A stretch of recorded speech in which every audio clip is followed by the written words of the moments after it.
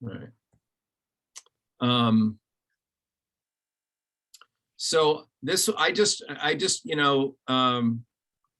so Doug and Sue know this. We have lots of email communication, and then we have a crazy day on the competition, and we never actually get to talk. So I thought we might as well use this wonderful technology that COVID has made us realize is so useful, to have a session. And I don't really have a plan. I mean, I have a few announcements to tell you, but it's more an opportunity to meet each other, brainstorm. If you have questions, I'll, or whatnot. And I do have an idea I want to run by you, for not for the immediate future, but for down the road, independent of the competition. But I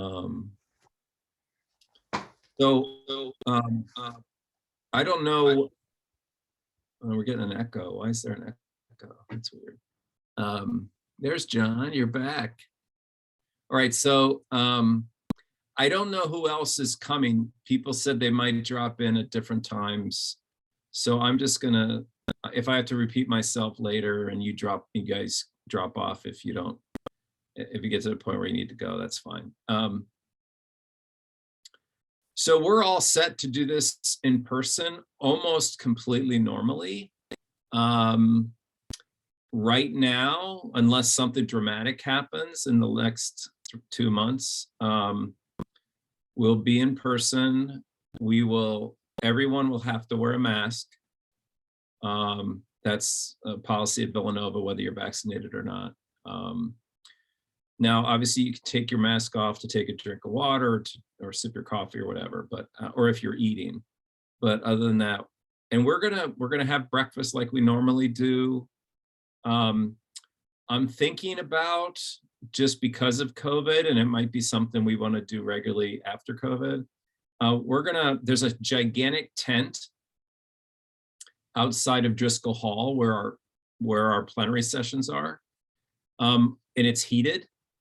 So I'm thinking about having a communal lunch there, and I don't know yet what we'll do. We might get like a bagged lunch for every student, or maybe just a bunch of pizza, or I don't know. I don't know exactly what we're going to do for food, but I'm thinking about, I might even get a couple of food trucks to come, like a taco food truck and a cheeseburger food truck or something like that. I don't know the details of how to make that happen, but that'll be a little different. And I think the judges will be in that big room too, because I'm not sure about that, but that's a possibility that we'd all be this gigantic community sharing a meal together in this tent. Hello, Ed.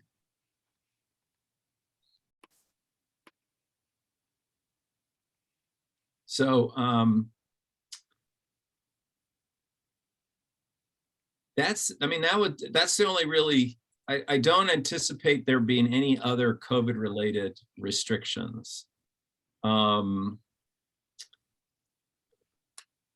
gonna obviously, there will be, I don't know, at least on campus, there won't be any other COVID, but we're gonna insist that everybody that is on your team, all of the people coming from your school, are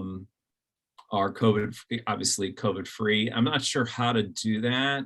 Maybe your schools have your own procedures around testing and stuff like that, but we want to, I don't know if I want to say that people should be vaccinated, but they certainly should have been tested. So I guess if they're vaccinated, that's one thing. If they're not vaccinated, they need to get tested. I don't know. I'm open to ideas about how to make that work, or just abide. I'm assuming you don't bring kids that are sick don't come to your school. So there must be some kind of protocol. So maybe that's just going to be good enough for Villanova. I don't know. Any thoughts on that? Yeah, Mark. So our protocol at Cherry Hill East is the kids are supposed to do a daily screening of their symptoms, and as long as we're wearing masks, like, I mean, no, you can't come to school if you're sick, obviously, but the thing is, like, we're all wearing masks. I know that the only time we wouldn't maybe be is lunch.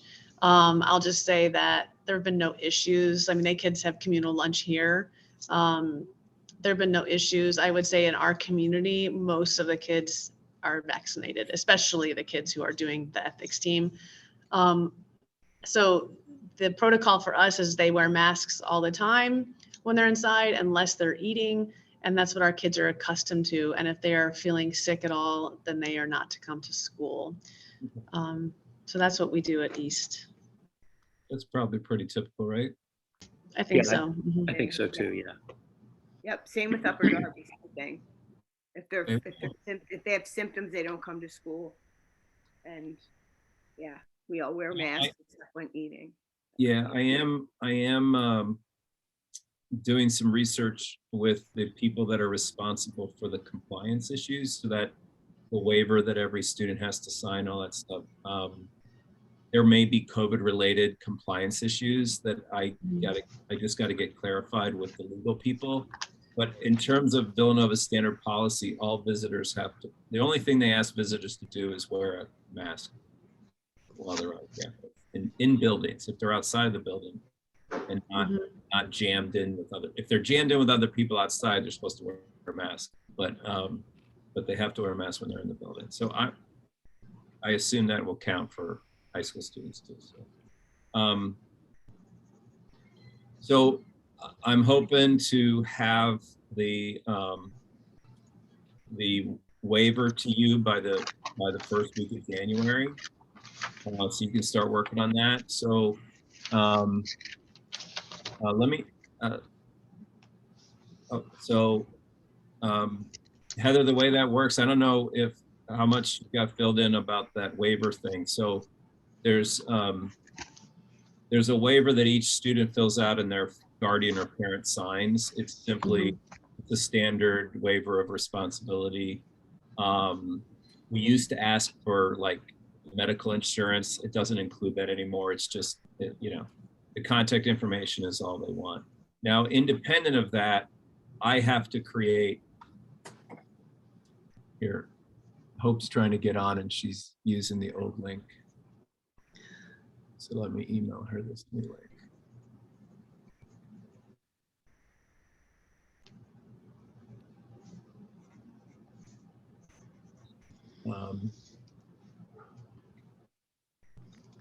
I also have to collect for the compliance people a list of all people coming from your school, including you, emergency contact information, date of birth, I think email. And what I'm going to do is I send each school a spreadsheet, and you just fill that information in for me and get it back to me. I'll send that out also the beginning of January. And those are the two compliance things. So everybody does the waiver, and then I get that collection of information. And the reason they have similar information, but they're going to two different places, which is bizarre. All right. Well, that's what I wanted to talk about. How's everybody? How's your team doing? How's the coaching? Like, are students interested? Are they excited about getting back in person? Yeah, I have some questions. So first of all, what time does this start on February 5th? Starts at 7:30. It's breakfast and registration. Starts very early. So Cherry Hill people have to leave by 6:30. At that time of the day, it'll take you about 35 minutes. Oh, sure. Yeah, for sure. And then there'll be a plenary session. Right now, this is the schedule, plenary session at 8:15. And then we're gonna try to start the first match at 8:45. And what did you say? What session? Did you say a word I don't understand? Plenary? Plenary. So everybody comes together. We have a meeting with everybody there. Oh, so coaches and students, not just a coaches meeting. All right. Coaches and students and judges if they want to come. Everybody that's participating is welcome. And we do we do a little, I go through every school and the students make a big deal about being the loudest person to say they're there, the loudest group. A little pep rally. Okay. Exactly. And then I just remind them of a couple of things in a spirit of the Ethics Bowl, and then they go off to the competition. wonderful. And then for the varsity teams, is it who's judging the varsity teams and how many judges? It's the same for anybody that participates. There aren't varsity JV. It's just for your first team or second team. Everybody's getting the same okay. treatment. Everyone Alrighty. gets the same treatment. There's 3 judges in every round. And I don't know the judges yet. I'm still recruiting them. So, But they're college students or like? no, they're us? professionals, academics. They're, they're the undergraduate students. The most they'll do is moderate the sessions. The judges themselves are professionals.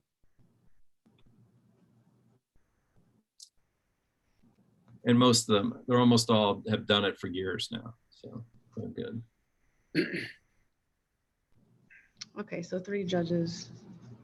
And then there's 3 rounds, right? There's 3 rounds in the morning. And then we take a break for lunch and we figure out the top 8 teams. And then we go into quarter, semi, and final rounds. So it's a long day. So I'm tentatively thinking we'll be done with the 3rd round at 12:45.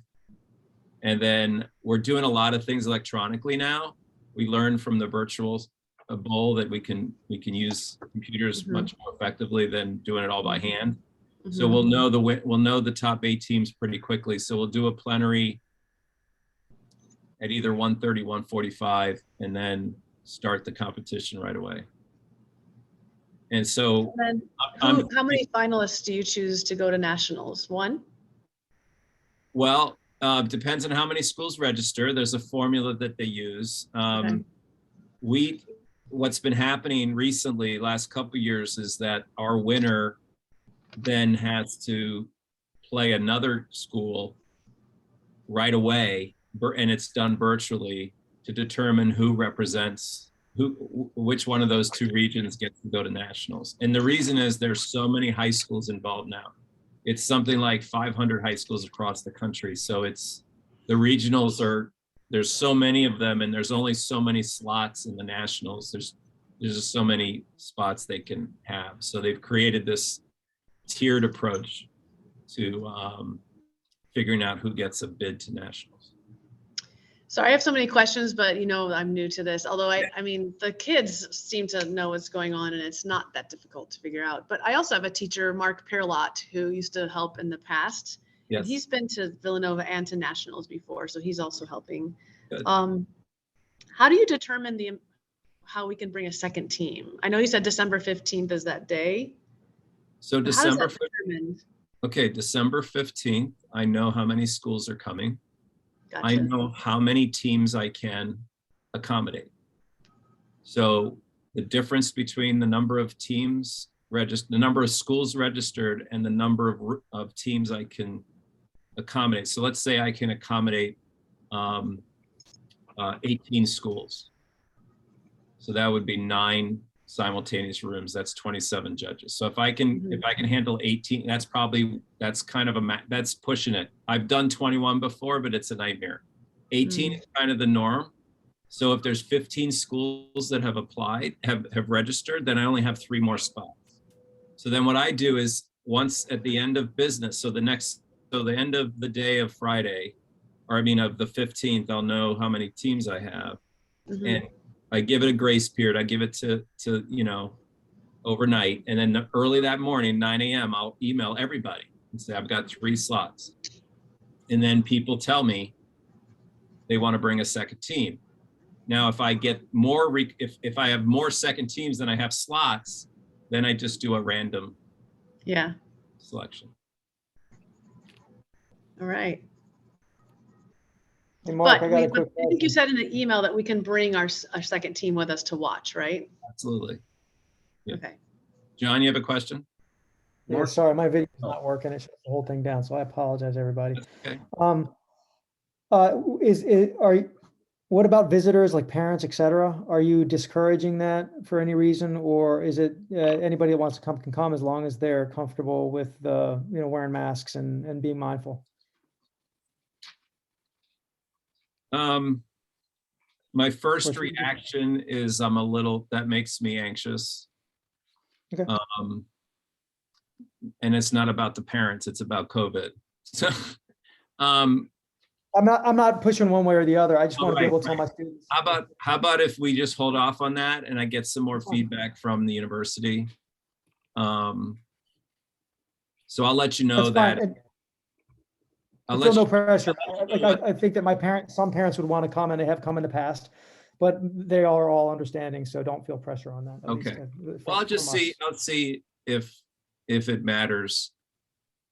The university might be, well, I mean, they're not asking us to social distance in the classroom. So as long as we have, so I don't know. I'll find out once I'll ask that question specifically about non-participants. It's probably going to be fine, but my first reaction is to be anxious about that. But good question. Mark, I have a quick question about a second team. I don't know whether or not we'll be able to have one, but so you'll know on the 15th if how many extra slots there might be. Right. And you'll shoot everybody an email. Right. And what's the response time for that email to get back to you? If you Like could, that day? if you could, that would be helpful. Okay, that's Right. all I need to know. So that's the 16th. So by the end of the day of the 16th, I will have heard from everybody. And I'll make that clear in my email the morning of the 16th. And then this is recorded. So I'm sending this recording to all the coaches so they'll be able to hear that.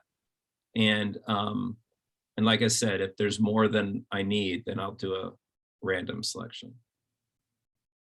I think I had to do that last year, in fact, but I don't remember that for sure.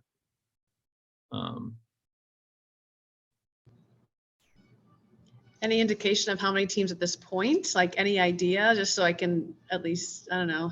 No, I mean, the schools that typically come, there's 14. But we got 2 new schools, so it's maybe 15. I don't that list, my administrative assistant is keeping that list. But I know the only school, so we have 2 new schools, Episcopal and Salesianum. I know Episcopal's new. Salesianum might have come a while ago. Holy Ghost is not coming. So presuming everybody that came last year comes again, I think we'll be at 15 schools, which is great. I mean, to me, the ideal situation is to have 18 schools for 18 slots, right? Now, I will say, like, if you end up not being able to bring a second team, you might. It depends on the quality of your teams. You might consider a playoff, like at your school, to determine. Now, everybody's welcome to come to watch. Like the other team's welcome to come. But I mean, just in terms of who would represent your school, that's something to think about. But if it's true varsity JV kind of relationship, then maybe you don't want to do that.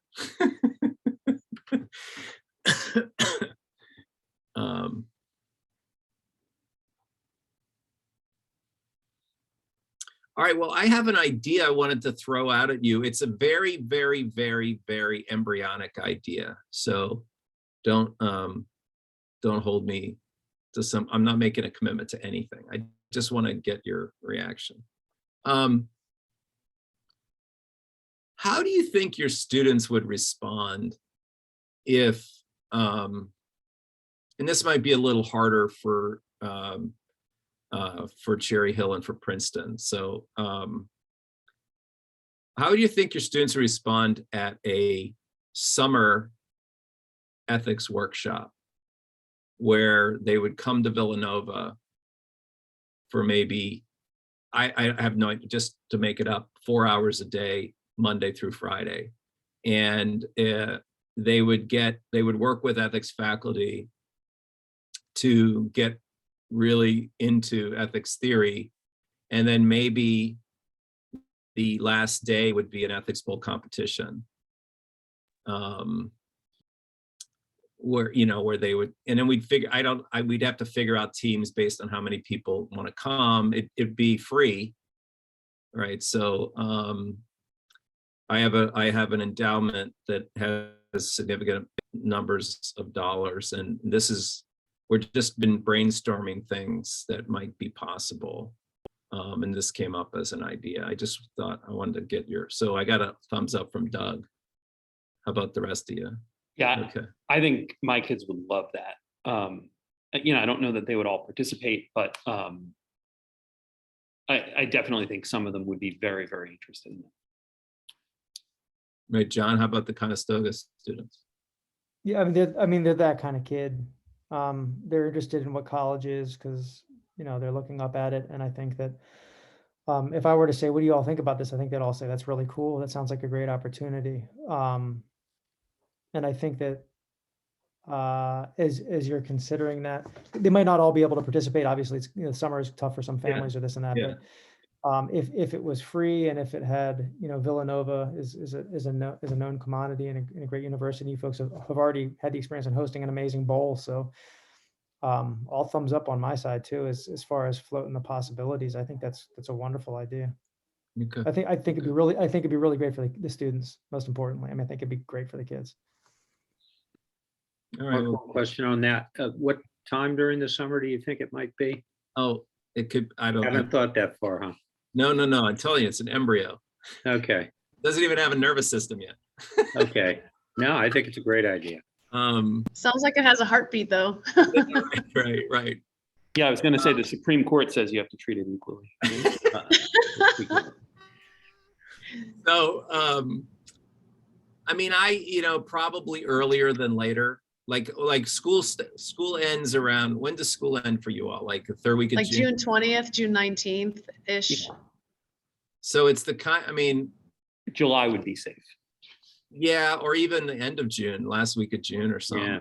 So they can get it out, you know, quote unquote, get it out of the way and get out of conflicts with vacations and stuff like that. Yeah, I'm gonna just share my feedback. I used to run a day camp, a music camp up in Bar Harbor, Maine. But so I think that first of all, the fact that it's free is unbelievable. Like that's amazing, and I appreciate whatever that endowment or grant that you got.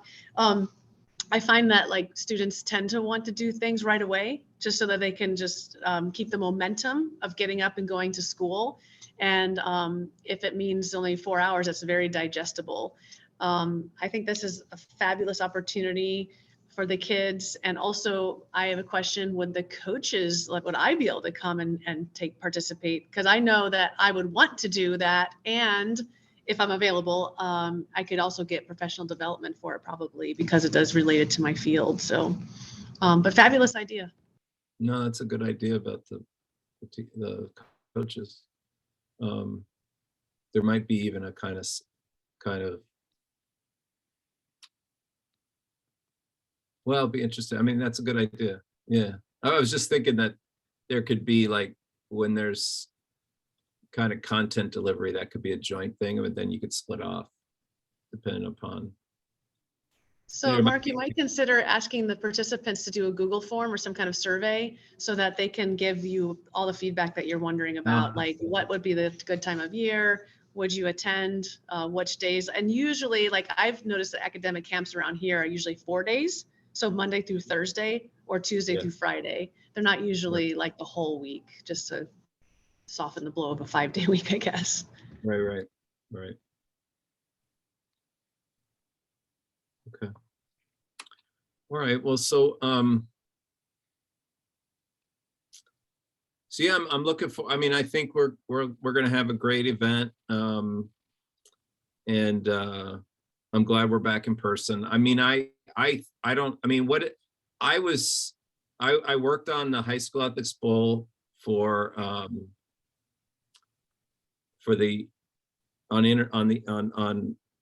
Zoom for ours, right? And then I worked on the intercollegiate ethics bowl, both the regional, which was in Baltimore.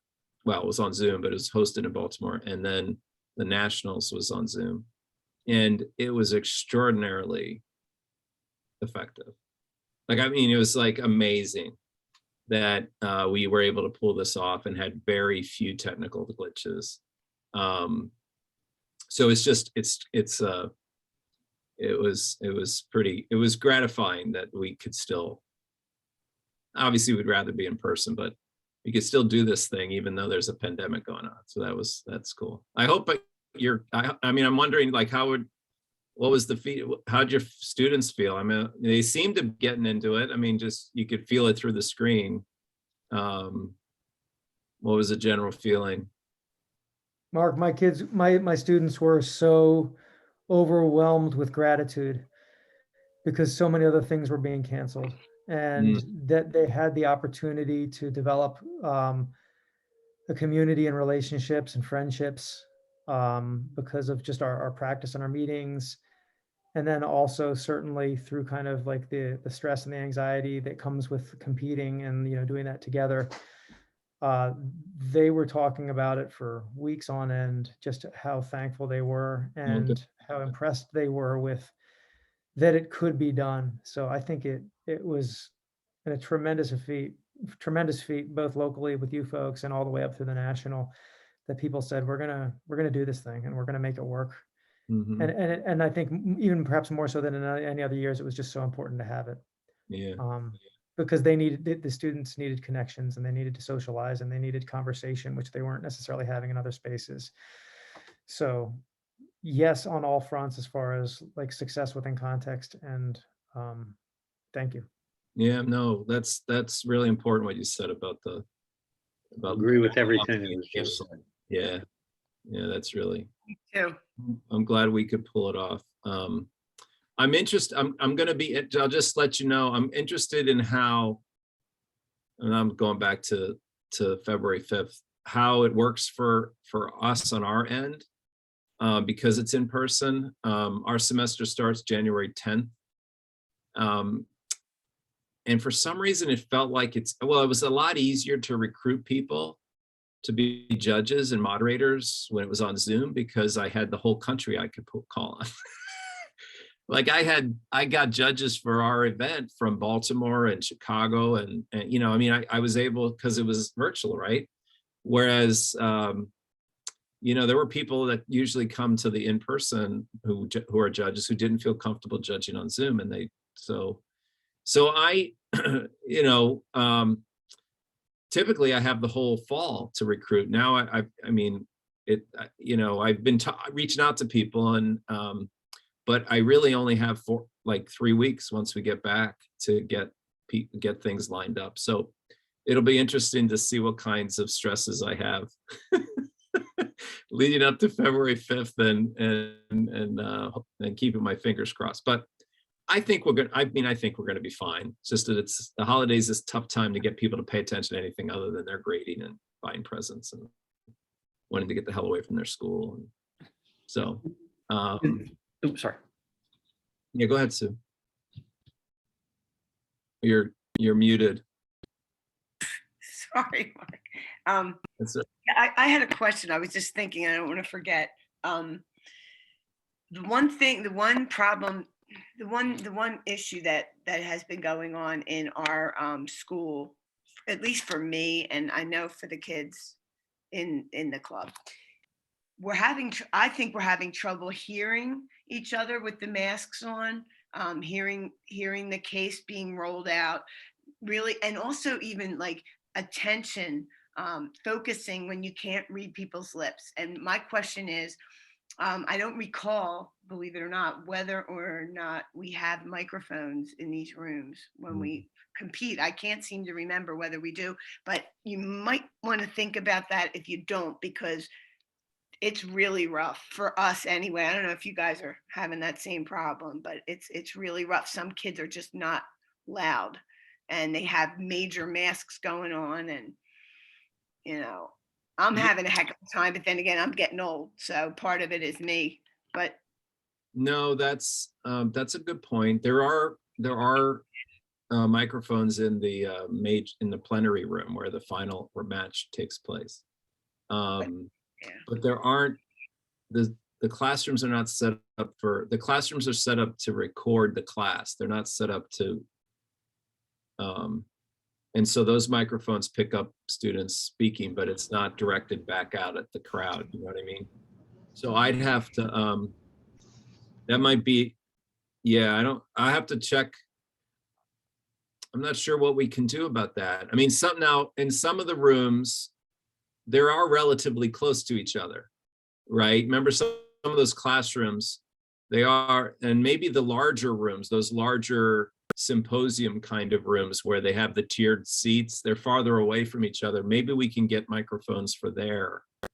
I'd have to ask our IT people, but that's a good question. Heather? I'm sorry, can I just share again? So I teach public speaking and we do all of our speeches with masks on. And so what it is really about practicing projecting your voice, and it can be done. Like I'm listening to speeches from really quiet kids from way across the room.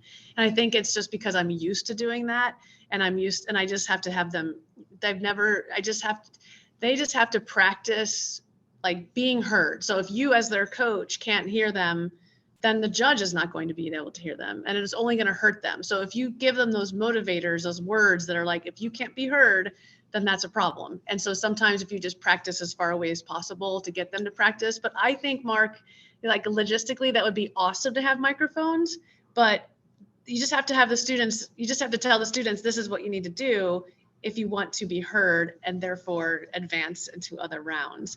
I have issues with some of my kids on my team because they're not in my classes where I can coach them and teach them how to speak with a mask on. So it's just going to take honestly about a half an hour, like every single time we meet on Mondays, we'll work for 5 or 10 minutes just working on projecting the voice, and just being clear articulators, and the speed not being. I just watched a debate. I also coach debate. The kids are debating with masks on. That's the worst because they talk really quickly. So hopefully your judges are not too hearing impaired, or they can, because I really rely on lip reading as well. But I think if we just really put the ownership on the kids to deliver with their voices as much as they can, that's just been my experience in my classes for public speaking. And one thing I've been using in class is like an agreed upon, agreed upon hand signal for like, I can't quite hear you, I need you to speak up. And for my class, it's just as simple as like going like this, you can't miss it. And it just means turn the volume up, which has been pretty successful. But it might be worth something in the notes, Mark, at the beginning during the plenary session Right. to mention something to the effect of like, judges, if you need something clarified because of masks, please feel free to ask. Students, just recognize that you're going to need to project in this setting, and also take note of the room that you're in, because the rooms at Villanova also differ depending on their acoustics and their size and such. Right. Oh, safe to assume that we are also judging? I didn't realize that. Are we also judges? No, you're not judges. Nope. Oh, wow. Wonderful. Okay, cool.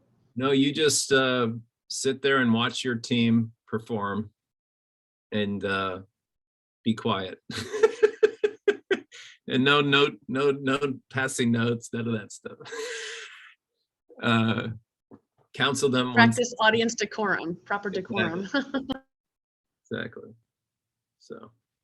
Yeah, I usually sit behind them so that I can't, which they've told me they prefer. They don't want to see my face when they say something, because then they'll be like, is that? Oh, his face says no. So that's funny. Yeah. Well, all right. Well, yeah, go ahead, John. Sorry, just one other thing. And I said I sent you an email last year about this, but I'm hoping that there can be an agreement that nothing will be recorded during the sessions again. And primarily just because of privacy concerns and the extent to which you have many students that are taking intellectual risks in real time and saying things about controversial issues that at some other point in some forum, as we see here regularly happens, that could be something that is of concern. So if there could be at least some type of communication across judges and students, visitors, as well as coaches, that nothing should be collected and or recorded during any match, that would make me feel much more comfortable. Okay. To protect the students. Sure. Oh, we have Episcopal Academy just showed up, I think, or Slasianum. And I have one question about the timing of it. February the plan going forward? Because if so, I love it. And if not, my team is much happier to have February as the time instead of, the older November. No, February, your feedback was February's better, so Cool. it seems to work for us. At least it did. We'll revisit it if it's a disaster in terms of my ability to get it together. But no, February's good. Awesome. Hello, Michael. All right, feel free if you need to drop off. And Michael, I can fill you in on some of the stuff we were talking about. All right, but Take care, Mark. Thank you. all right, have a great holiday, everyone. Yeah, happy holidays, everybody. Good to see everyone. And drop me in an email if you have any questions. Will do. So Hi, Michael, Mark. Nice to meet you. Thank you so All right. much. here, Heather. Hey, Mark, how are, I'm so sorry. Rehearsal up at 5. That's okay. I'm glad you could jump on. And I'm glad you guys are coming to the Ethics Bowl. That's awesome. We've been trying to make this happen for years. It's, Yeah. I know, Nick Lee, Yeah.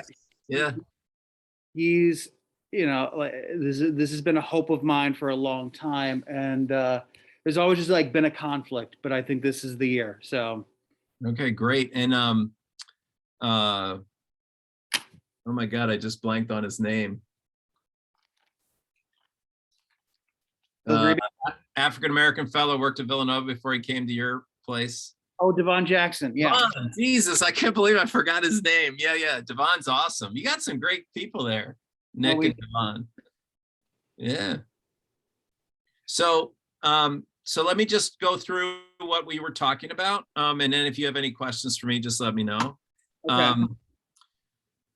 So first things first, so the deadline for registration is the 15th. You've already registered, so you're good. You did register. I know you registered with the Nationals. Did you register with Villanova? No, so I should do that. So, because I knew that I've been looking at the beginning of the school year, and I had seen like the Villanova said it was a little, I think it was for last year's, but so it's up now. Is that right? Oh yeah, it's been up for a while. If you go on to just type ethics program at Villanova, Okay. or just high school, go into Villanova's webpage and then in the search section, or if you go to one of my later emails, you've been receiving my emails or not? This is the first one I've gotten. Oh my God. All right. That's ridiculous. I thought I had your name on there. All right. Because I registered for National, I want to say like a month ago. I know you did. And then I got that and I thought I was including you on my email. So I apologize. I thought that was happening. So, yeah, first one I got. well, all right. Well, wait a minute.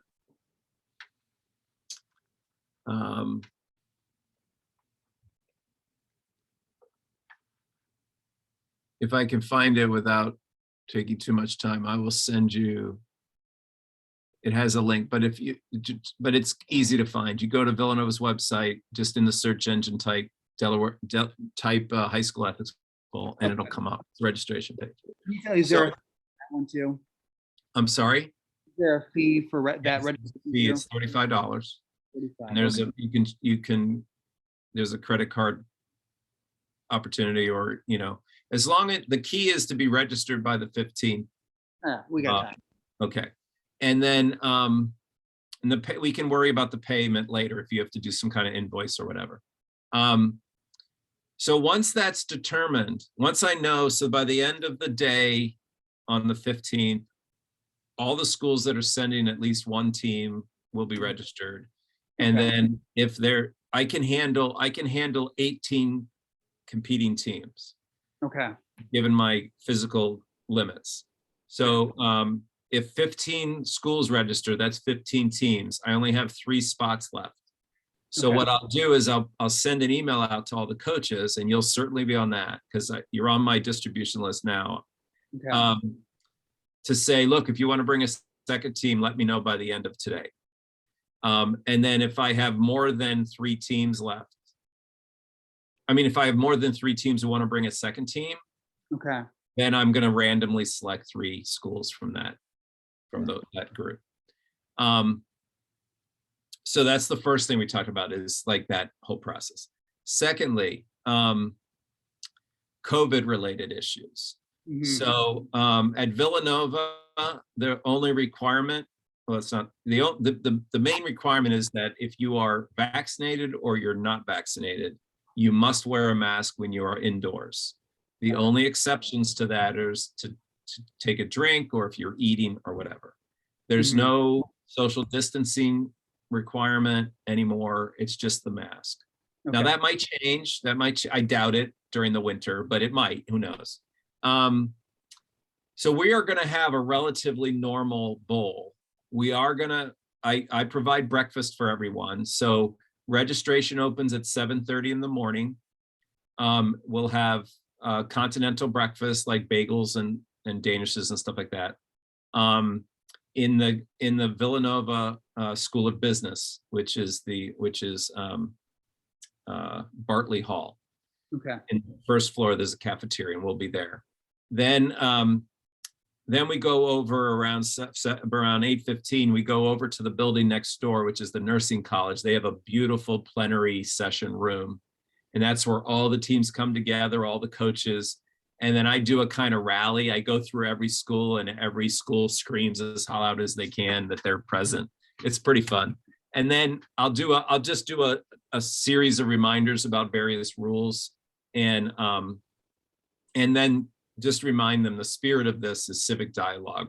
It's not a debate where you're trying to defeat the other person. It's more about advancing understanding. And then people go off, and we'll do 3 rounds in the morning. There'll be a 15-minute break between each of them, but we're going to try to go as quickly as possible.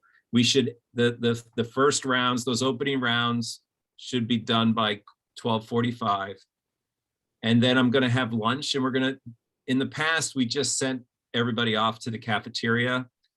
There's a gigantic tent that's heated next to the nursing college. And I think what we'll do is reserve that, and then everybody will be in there, and we'll maybe get pizza. We'll get something fun to eat, and we'll all just eat together in that heated space. And then around 1:30, 1:45, we'll go back to the plenary. I'll announce the top 8 teams that advance, and then we'll go right into quarterfinals, then semifinals, then finals. Okay. So, I'm imagining that final round won't start till 5 o'clock. So it'll get over like 6:15, 6:30. So it's a long day if you end up in that final round. And all schools are welcome to stay the entire day, even if they're not, like if you're in the quarterfinals and then you lose, you don't have to go home. You can stay and be part of the competition moving forward, as a participant. I mean, as a spectator. Mhm.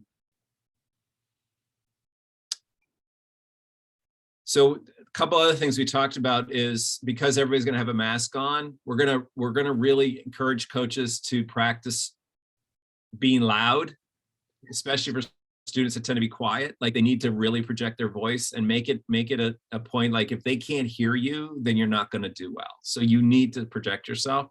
I'm going to see some of our rooms are larger, kind of auditorium style rooms with tiered seating. I'm going to see if I can get microphones in those rooms, and we have microphones for the plenary session, which is where the final round takes place. But the other rooms are in classrooms that don't have microphones, but they're smaller, so they're closer together. So I don't think it's going to be as big an issue. It's only in the bigger rooms where that might be an issue. So just keep that in mind as you're training them. If you've got a quiet student, just keep working on projecting their voice. I work with a theater program. It won't be hard for me to. Okay. Perfect. But what we are going to do as a general rule, we're going to encourage judges, if they can't hear for some reason, they're going to use some kind of gesture. Okay. And that's assigned to the student to amp up the volume. And then we're not going to do we're going to ask people no recordings, no audio recordings or video recordings of anything. They could take pictures, but no. And that's really if you're on the team at the table, you shouldn't be doing any of that stuff anyway. This is more for coaches, parents that might be there, other spectators. We don't want to have kids are really being honest about things, and they're saying they're defending positions. And if it's recorded, you know what happens. Yeah, you don't want that being taken out of context, being played someplace else. Okay. Exactly. So we're just going to avoid all that. And yeah, those are, so, oh, the two of the things that we have to do because it's a minor event, meaning with minors. So there's certain legal requirements we have. And so what's going to happen is at the beginning of January, I'm going to send you, I hope I can do it by the beginning of January. I'm going to send you 2 forms. One is going to be a parental waiver form. And so each student has to fill that out and have their parent or guardian sign it. And those have to be returned to me a week before the competition. Okay. And then the other document is an Excel spreadsheet. And what it's going to be asking for is the name, emergency contact number, email, date of birth, for every student. And for everybody that's coming from Salesianum I need all that information for them. Then I have to make that, I have to put that information up into a e-portfolio that's there for compliance people in case there's some issue. Sure. But those will come to you the beginning of January, and get them to me by the whatever that Saturday before the event is. Okay. So I think those are the things that we covered. And then I shared with the students an idea, or not the students, the coaches, an idea, and it's an embryonic idea. So I don't have a lot of details. I'm just wondering, we have some finance, we got some an endowment for our program, and we've just been brainstorming ideas about how to use that money. And one of the ideas was to maybe develop a summer kind of boot camp. Okay. Ethics Bowl. So like maybe the last week of June, and we'd have a 4-day thing on campus that's maybe will be free, or there'll be a nominal fee, but it would give the students an opportunity to work with faculty on ethical theory, and then maybe end the event with a Ethics Bowl competition amongst themselves. So I don't know how your students might react to something like that. But one of the ideas that came up when I mentioned this to the coaches is to create a Google form that I give the link to all the students at the competition, and then I can get feedback direct from the students. So I think I'm going to do that. But anyway, that's the other thing that we were talking about. But do you have any questions for me? I don't think so. I think, you know, everything that I might ask is going to be able to be answered on the website.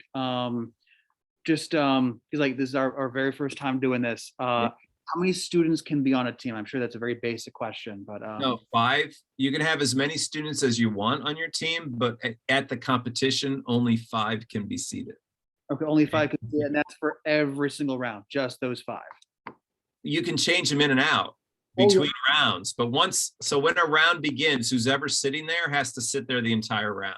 Got it. Okay. But then you go to a different room, and if you want to, but see, remember, you don't know what case is going to be. I don't know how you're preparing, but Yeah. like some teams prepare where they split the cases up, and a kid becomes the point person for 3 cases.